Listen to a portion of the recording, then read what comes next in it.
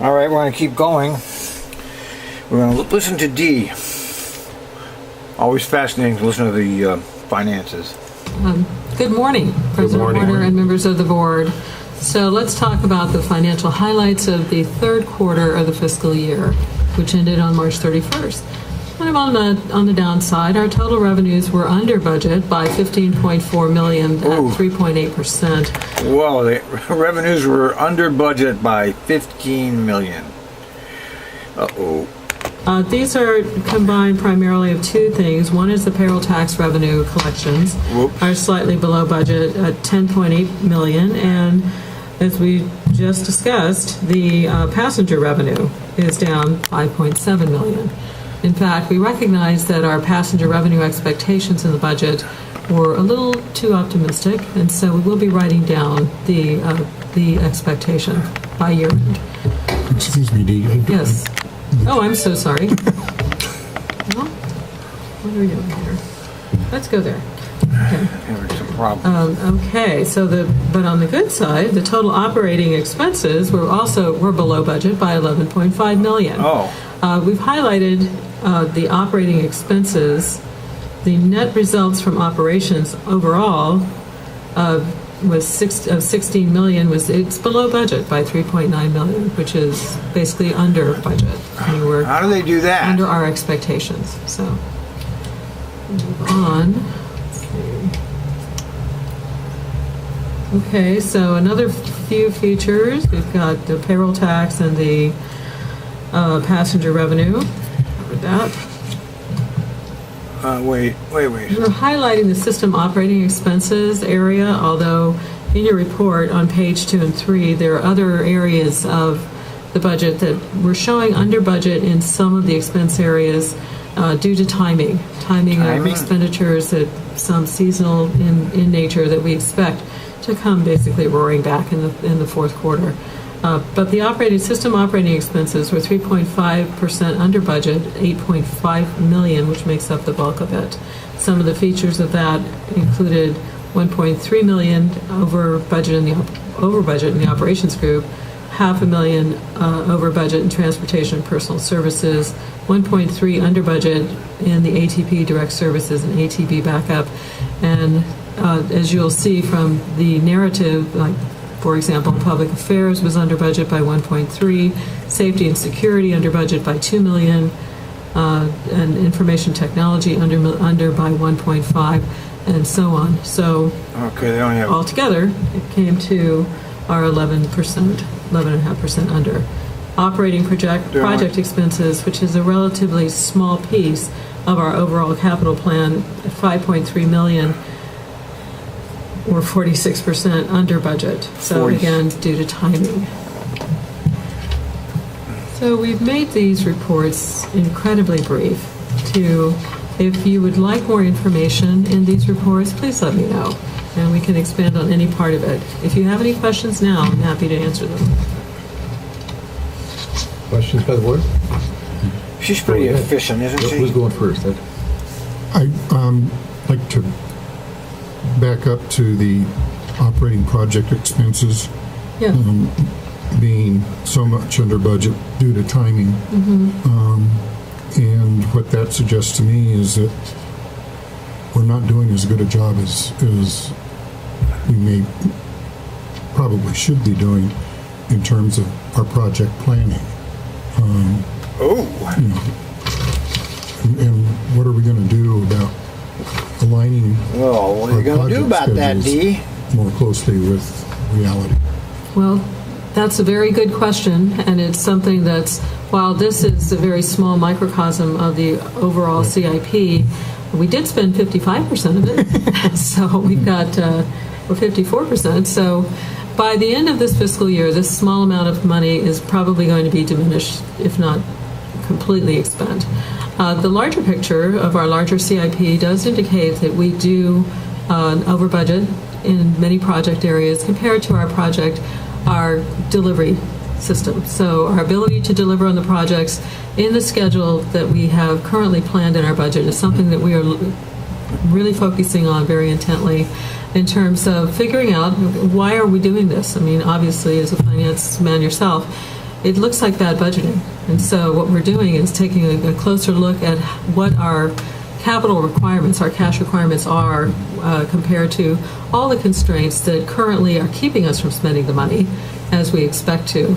Permitting is something that comes up from time to time. So we're looking at scheduling the permitting expense to deliver, including the delays, in the time frame in which we expect it to be spent.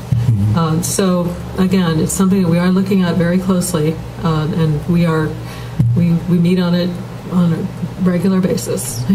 So, Doug, I didn't know if you had anything you wanted to add on that.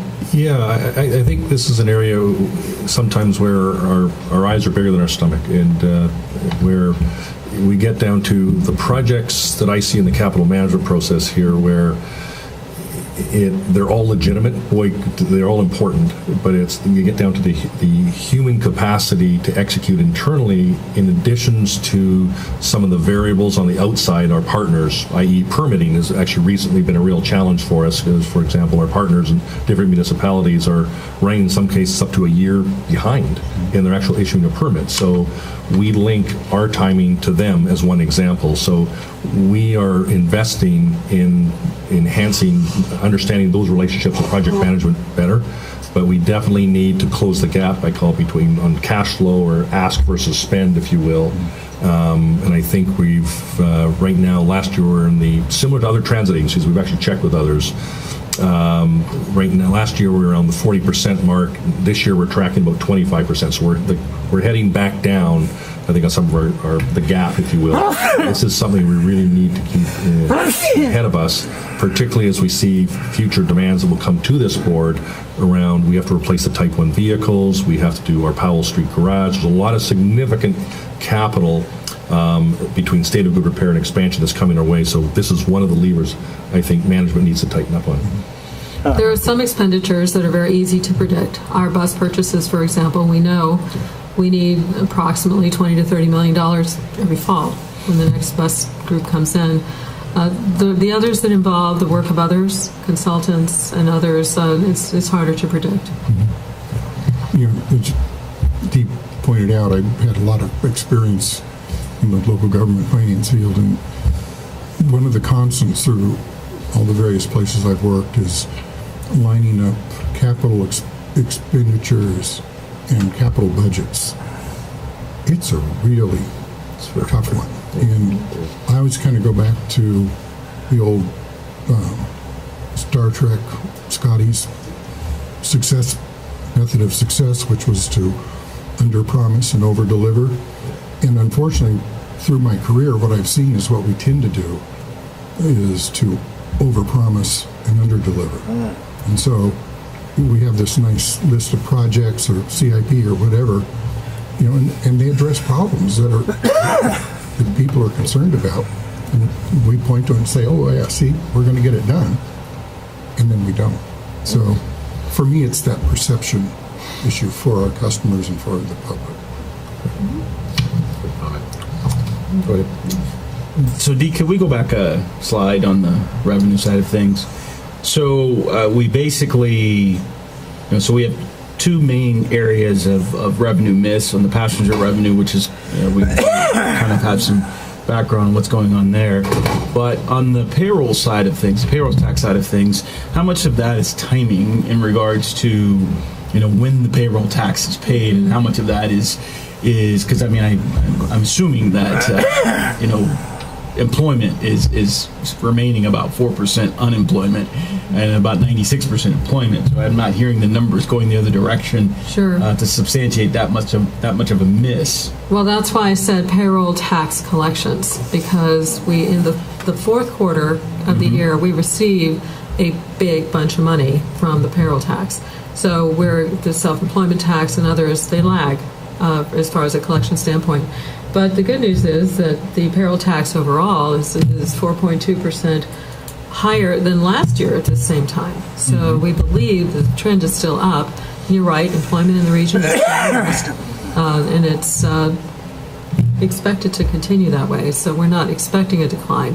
We're actually working with the state on their collection program because we pay them millions of dollars from our payroll tax, at least $3 million a year, to administer the collection of the payroll tax. And unfortunately, they don't seem to have this as a priority like we do. And so I think that we are actually engaging them. I know we have staff going over there from time to time to find out what they're doing. So we're on top of that. We don't expect it to be hugely under budget by the end of the year. Got it. Perfect. Thank you.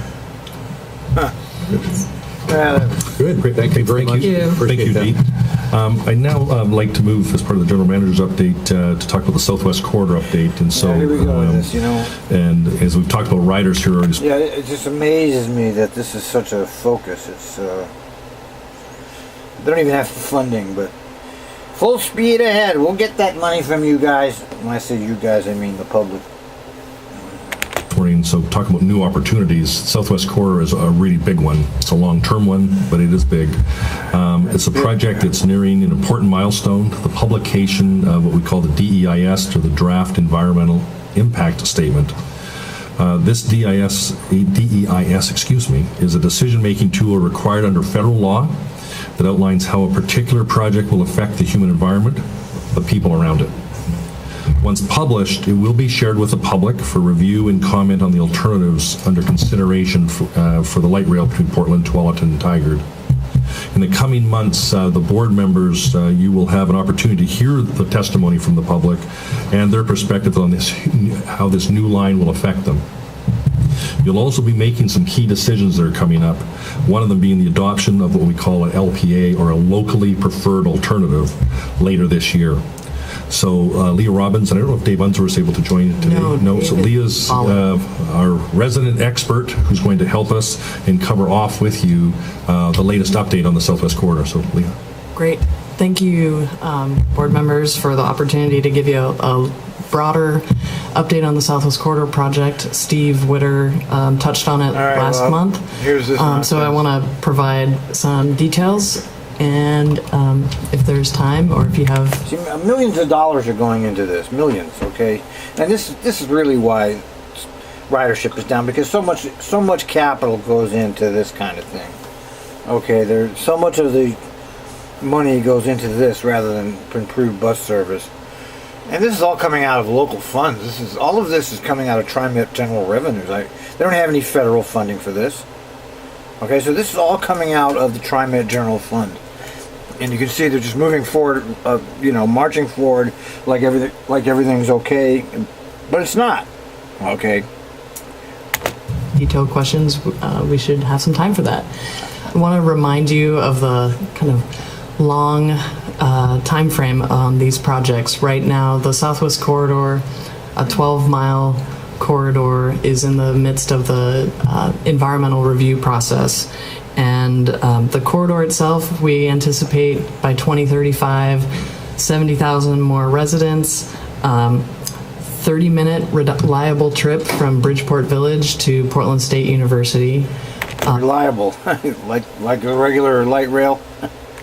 That is in conjunction with probably anywhere from 13 to 17 hours of congestion during a typical day. So this project will provide reliable transportation for the Southwest Corridor.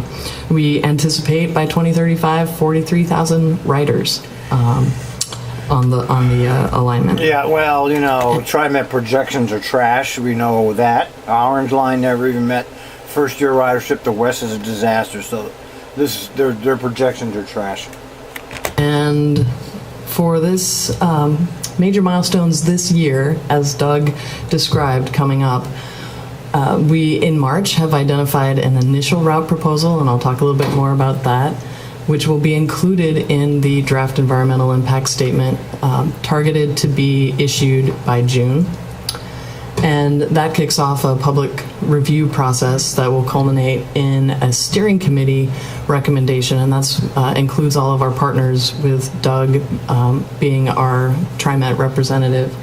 And then October, intending to be back here at the board for the adoption of the locally preferred alternative. And then the final adoption process is complete with the Metro Council at the end of the year, November. There are some specific board actions coming this year. In addition to the October locally preferred alternative adoption, we will be back here in May with an amendment to our transit design contract, and that is a Trimet contract that will bring the design of the project through to the 30% level down the road. And this is all funded by federal dollars through an agreement with Metro, and fully funded through project development. We also anticipate an additional contract for the urban design elements of the project that will kick off after the locally Millions and millions going into this. Millions and millions. Okay, of your transit money into this. preferred alternative is adopted, so towards the end of the year. A little bit more on the picture of how we get through this really broad DEIS to a locally preferred alternative. Many of you have participated in this in the past in many other roles, but the publishing of the EIS is an important piece that looks at all of the impacts of the alternatives under consideration. And we have a community advisory committee and a steering committee that provides input to that ultimate recommendation for a preferred alternative. And when we say preferred alternative, that's one route with a series of stations and park and rides defined as the project. And that then moves from the steering committee to all of our jurisdictional partners for adoption, so including the City of Portland, City of Tigard, Tualatin, Washington County, ODOT, and Trimet and Metro. Yeah. The initial route proposal is a new piece required by the Federal Transit Administration as an attempt to provide more focused comment during the EIS comment period. And it's not the final preferred alternative, but it is a staff-developed proposal that looks at the overall route, which we've identified as a through route. How do we connect to Portland State and our existing alignments? We do that through a Barber alignment. And we've identified the Barber versus I-5. We'll look at some of these details in a minute. And the Ash alignment through Tigard, and a railroad alignment down to Bridgeport Village. You see these also note potential modifications. Through the review process to date, we've identified some design modifications. I object to this whole process because the citizens don't want this, okay? We know that because Trimet couldn't get a referendum. They knew they were going to lose.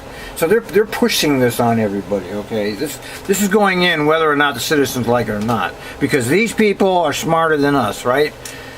This is your statism here, where the state makes decisions for us and doesn't care about us, and it's for our good. Of course it's not for our good. Okay, so during the rush hour you'll have a faster trip to Portland. Big deal. That would be looked at further during the final environmental impact statement. The through route provided better connectivity, better passenger service in terms of understanding which train to get on versus a branch route. And it also, significant to Trimet, had lower ongoing operating costs and more reliable service. The Barber alignment is a shorter connection to Markham Hill. Markham Hill is one of the highest on this route, ridership stations. And there's a station planned at Gibbs Street, which provides vertical and horizontal connection up to the hill, as well as down to South Waterfront.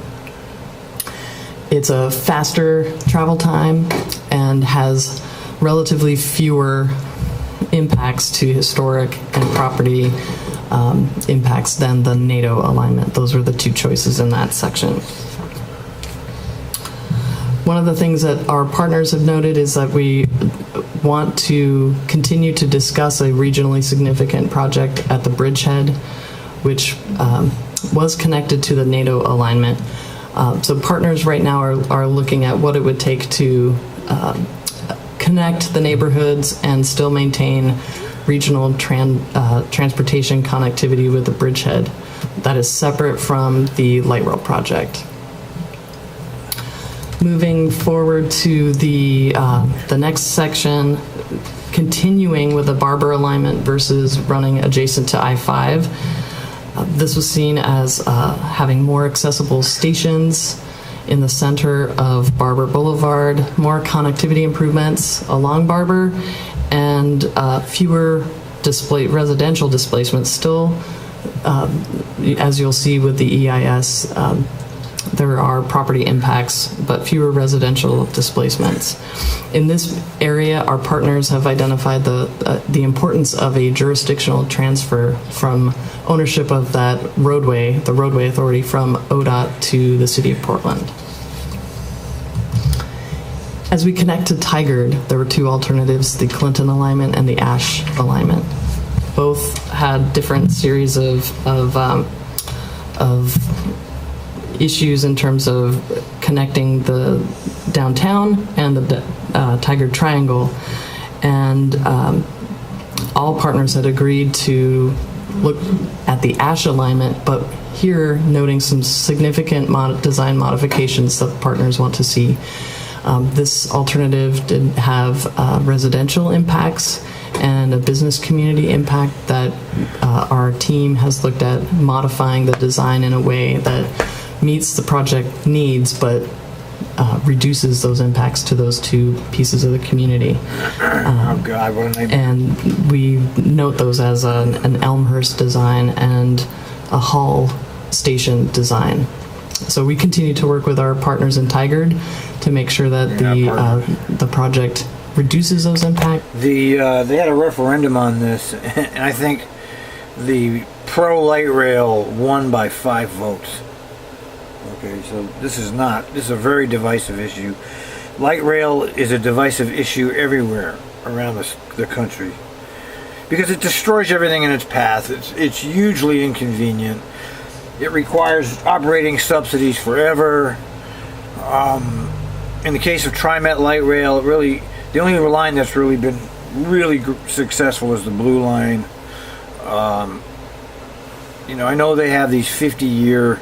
They're looking 50 years out, but we know, most of us that are familiar with this material, that the number one thing is to keep Trimet capital projects going.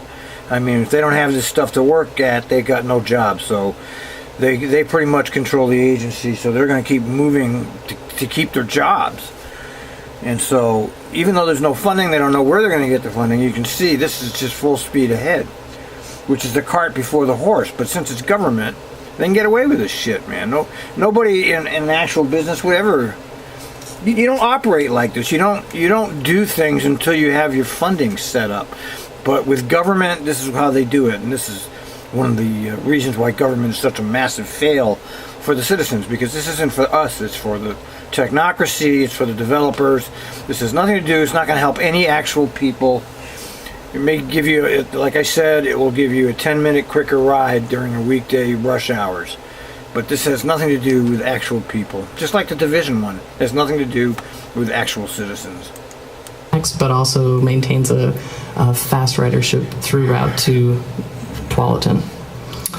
And, yes. If I may, I'm just curious, one of the issues for Tigard has been railroad crossing, and lots of reasons why it's very difficult to get a new railroad crossing. Mm-hmm. And so, does this alignment need to cross the railroad, or does it? This alignment doesn't in itself cross the railroad, it does require, regardless of which alternative we chose from Tiger to Tualatin, and I can touch on it now and in the next one, requires us to run adjacent to the Portland Western and operating environment. We do continue to work with Tiger to study an ash crossing, which is a new crossing that they would like to see in downtown. I mean, this is so complex, so expensive. You know, everybody that's gonna make profit off of this, it's just huge. It's just huge, and that's really what it's all about. You know, it's not about people. All right, just get that in your mind. But in the section... All right, I can't really watch any more of this today, so we're going to cut it right here.